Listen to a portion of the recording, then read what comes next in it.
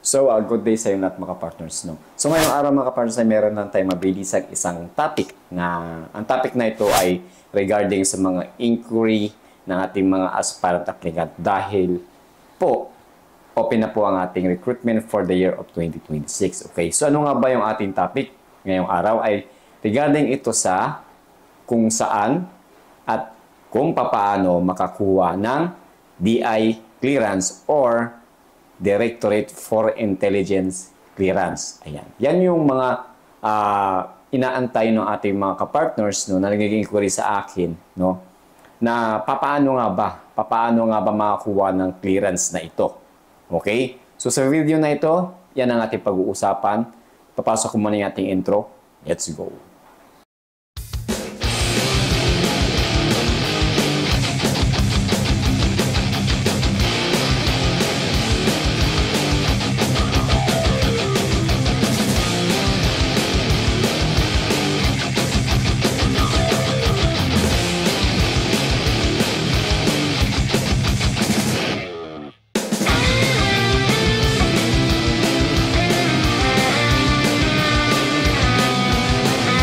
So once again, ladies and gentlemen, good day mga partners. So, pasensya na kayo dahil medyo hindi pa tayo nagkapagpagupit dahil busy tayo. So ngayong araw ay nakalib tayo. Okay?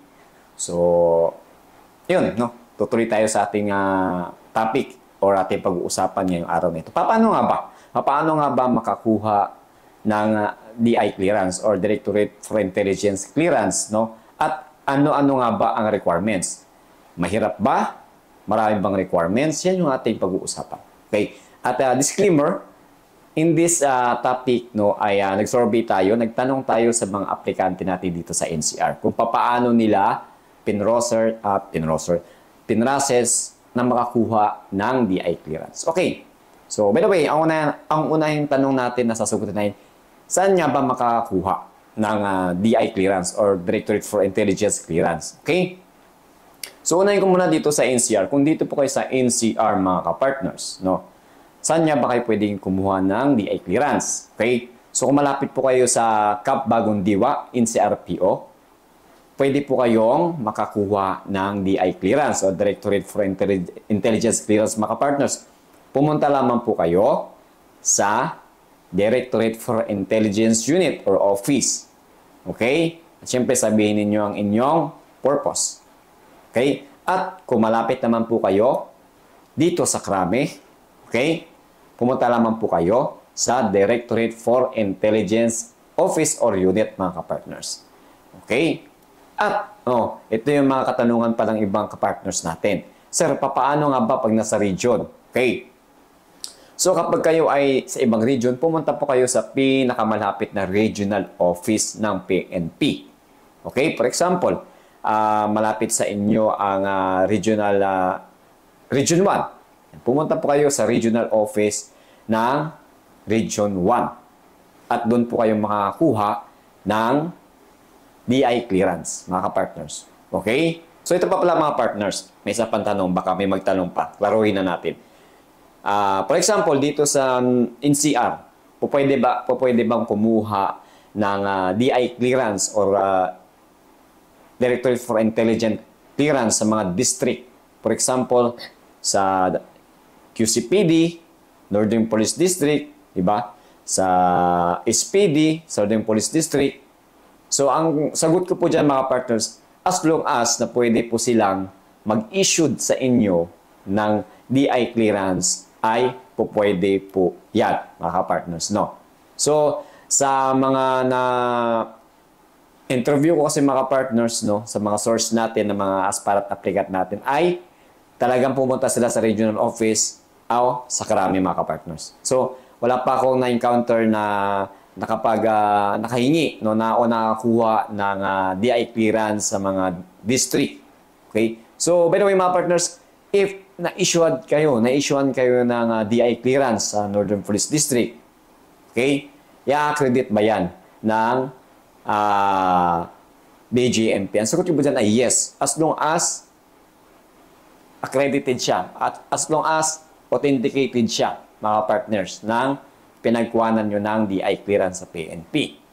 Okay? At doon naman sa mga region, sabi ko nga kanina, pumunta kayo sa pinakamalapit ninyong regional office ng PNP at doon kayo makakuha ng DI clearance. Okay, so pangalawang tanong, ano nga ba ang requirements? Ayan.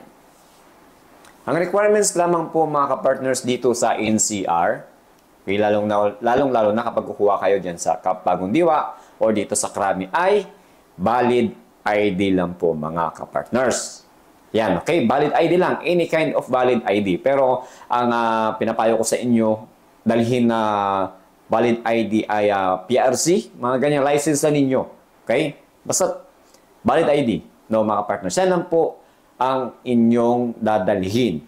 Okay? At syempre, magpipilap lamang kayo ng form doon. Doon na rin magagaling yung form sa regional, sa Directorate for Intelligence Office. No, magpipilap lamang po kayo. At ipapotocopy na ninyo or ipaserox na ninyo ang inyong valid ID para ibigay na, pagdating doon, ibibigay lamang po ninyo mga partners. Okay, sa other region, ang piniprepare ko sa inyo or maipapayo ko sa inyo mga partners ay mag-prepare na kayo, mag-provide kayo ng police clearance. Yan.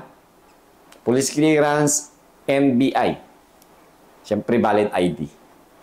Okay mga partners, yung tatlo na yan, i-prepare ninyo in the other region kasi hindi pare-parehas ang paghingi ng requirements ng ating PNP. Okay? So dito sa NCR, iba rin yung kanilang pwede na yung valid ID. In the other region, baka hingan kayo ng police clearance or NBI and valid ID. Okay? I-prepare lang ninyo mga partners. Okay? But surely ako mga partners, valid ID kailangan na meron kayo. Okay? Ipa-xerox o ipa-photocopy na ninyo. And, wag ninyong kakalimutan, okay, mga ka-partners, magpa-authenticated ng DI clearance. Okay? So, ilan nga ba ang kinakailangan na DI clearance or Directorate for Intelligence clearance? Okay, mag-prepare na po kayo ng 5. Okay? 5 copy na with authenticated. Para hindi na kayo pabalik-balik, para sigurado na kayo sa dala-dala ninyong requirements. Okay? Para doon sa mga nag-i-inquiry sa akin, ito na po yung kasagutan sa inyong mga katanungan. At syempre, maraming salamat mga partners doon sa mga nakausap ko dito sa NCR, okay, na kung paano nga ba kumuha at kung ano nga bang requirements na kinakailangan upang makakuha ng DI clearance or Directorate for Intelligence clearance, mga partners. So, mga partners, mali na po ba tayo doon, mga partners? Mga partners, yung ating topic for this day ay nanggaling sa ating mga aspirant applicant na ngayon ay nasa bureau na at JO1 training na sila.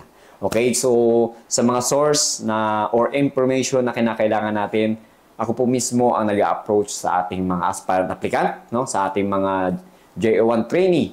Okay, para syempre, yung kanilang experience, ang kanilang information na ibibigay sa akin ay maibabahagi ko po sa inyo. Yan. Binibase lamang po natin sa aking experience ng ating nakakausap sa mga source ko. Okay, para makapagbigay ng tulong sa inyong pag-a-apply mga kapartners. Okay, so sa mga, by the way, may iba ako mga partners doon sa ating mga aspirant applicant na nagtatanong na minsan nasasagot natin ng mga ilang araw, ilang oras. Pasensya na po kayo mga partners dahil hindi lang po natin sinasadya, hindi sagutin agad. Okay? So by the way, kapag meron po yung katanungan dito sa video na ito, please comment down below mga partners at agad-agad naman natin sasagutin yan kapag nakita natin na may nag-comment, may nagtanong. So pasensya na po doon sa mga nag-PPM sa akin na hindi ko po nasasagot ang inyong inquiry. Dahil po sa dami ninyo, no? At doon naman sa mga aspirant applicant na sasagot natin yung PM nila. So, thankful tayo, no? So, by the way, doon sa mga hindi ko nasasagot ang kanilang personal inquiry, pasensya na ho kayo. Okay? So, dinadaan ko na lang sa paggawa ng video. Okay? So, para syempre, yung tanong mo, okay, at yung sagot ko, ay para sa lahat.